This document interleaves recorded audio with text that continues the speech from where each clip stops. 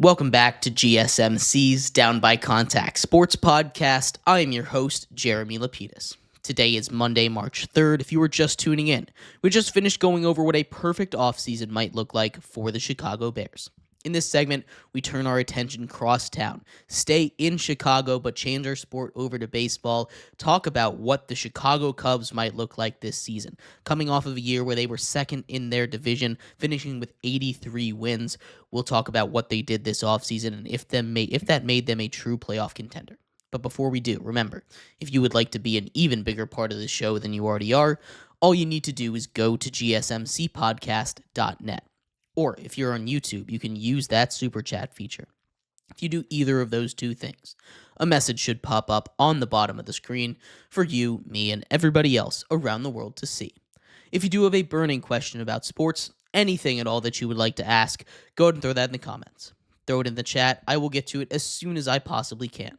I appreciate everybody so much for sticking around, talking some sports with me here on a beautiful Monday, March 3rd. But like I was saying, we are going to get into a little bit about the Chicago Cubs. The Chicago Cubs were busy this offseason. They turned a lot into a lot, and I'm not sure how much it really made a difference. Let's talk about it. Of course, last season, they barely missed the playoffs. Tied for second place in the NL Central, going 83-79, 10 games back of the division champion, the Milwaukee Brewers. They were busy in free agency. They went out and got a couple guys that could be solid depth pieces on minor league deals, including outfielder Travis Jankowski, infielder Nicky Lopez, relief pitcher Trevor Richards, and a couple more, as well as guys that could eventually be solid depth pieces. Chris Flexen, who, despite going 3-15 with the White Sox in 30 starts, kept his ERA under 5 on the worst team in the history of baseball. The guys that they got on the minor league deals, minor league rosters, are going to pay huge dividends already. Infielder Justin Turner, third baseman, first baseman, wherever you want to put him, a one-year deal at 40 years old. He's not going to be your everyday guy, but he still has had really solid seasons with some solid power, even though he's a little bit older. As well as bringing in guys like John Birdie to be a utility bat, Colin Ray as a relief, as a depth piece in the starting rotation, who had a really solid season last year with the Brewers. 12-6, 4.29 ERA. Caleb Thielbar to go into the bullpen, a guy that's been a strikeout machine. Four seasons in a row of his K per 9 being over 10. Carson Kelly on a 2-year deal to be a backup catcher, and Matthew Boyd, 2 years, $29 million to be a middle-of-the-rotation starting pitcher. There were a lot of big money moves that they made that are going to pay huge dividends immediately for this team. But it wasn't just that. They were busy in the trade market as well. They went out and got Ryan Brasier with the trade with the Dodgers for cash. He's going to be a piece of that bullpen.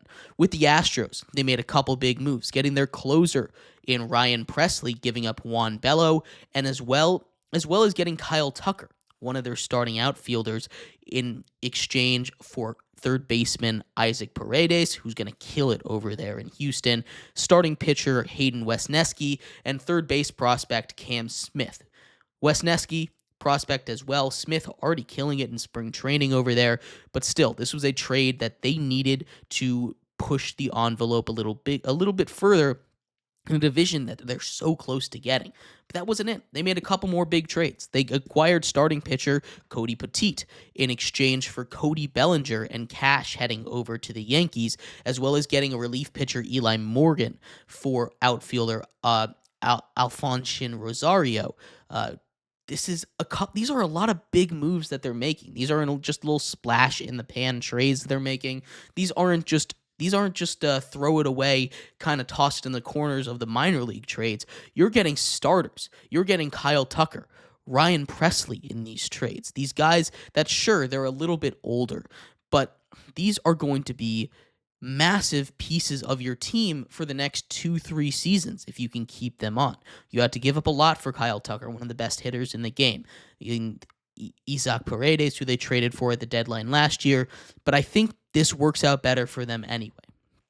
Being able to put Matt Shaw at third base, I think, is something that probably helps this team a little bit more, right? You have a you have a really solid amount of depth, especially in the minors if anything were to happen. But you take a look at this lineup, right? Ian Happ, who's been a really solid guy for them, leading off in left field. Kyle Tucker, newly acquired in a trade in right at hitting second. Seiya Suzuki at DH, who really turned it around last season. Michael Bush or Justin Turner playing first in that 4-hole. Dansby Swanson at shortstop hitting 5. Nico Horner at second. Pete Crow Armstrong, really great guy who just graduated out of being a prospect in center field. Elite defense over there. Matt Shaw at third and Miguel Amaya at catcher with, of course, the newly acquired Carson Kelly right behind him. Right, but it wasn't all roses, right? They had to let a couple people go, including Patrick Wisdom, who was huge for them when they blew it up the first time, Michael Tachman, Nick Madrigal, Kyle Hendricks, Jorge Lopez, and Drew Smiley, right? It wasn't all additions. This was a team that was busy in the offseason. When you compare it to a team like the Cardinals, who they had the same exact record as last year, who did literally nothing. This is a team that is looking to build on the positives that they had. They're looking to build on being so close to the playoffs, and they're looking to build back from a team that blew it up and was in a full rebuild not that long ago, right?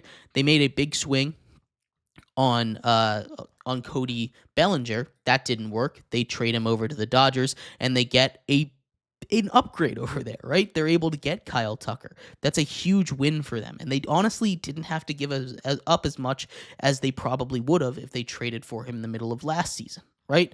You look at the rotation. Sure, it could be a little bit better, but Shoto Imanaga was really good last season. Justin Seal and Jamison Tyone are solid middle of the pack guys, and Matthew Boyd and Colin Rea we talked about when we were getting the free agent additions.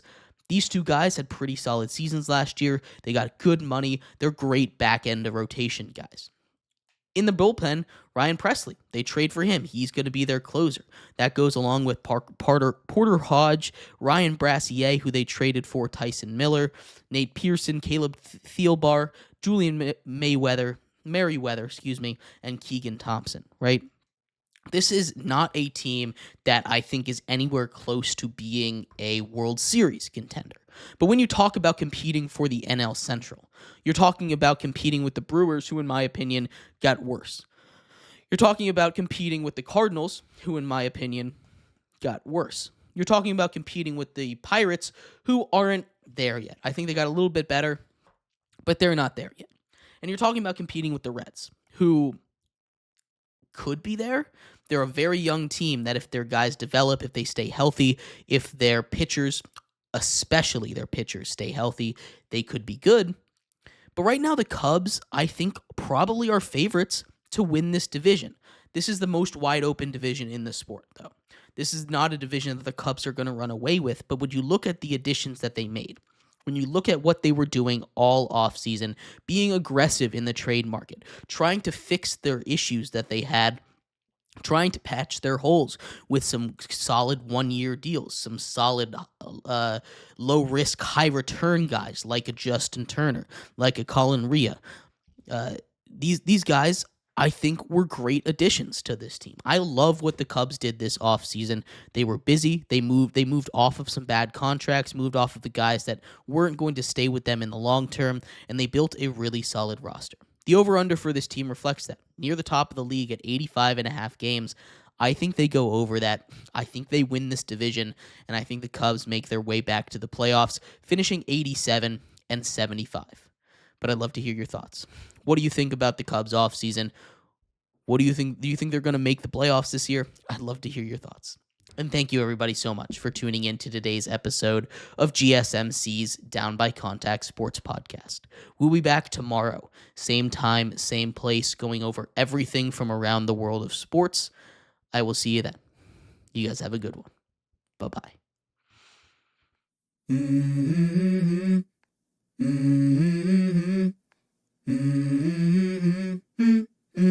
Let's go. I wake up to a little bit of drool on my pillow, feel like it's gonna be a bad day. Yeah, I'm tired of shit, and the coffee ain't hit yet, damn ain't that great. I don't wanna go to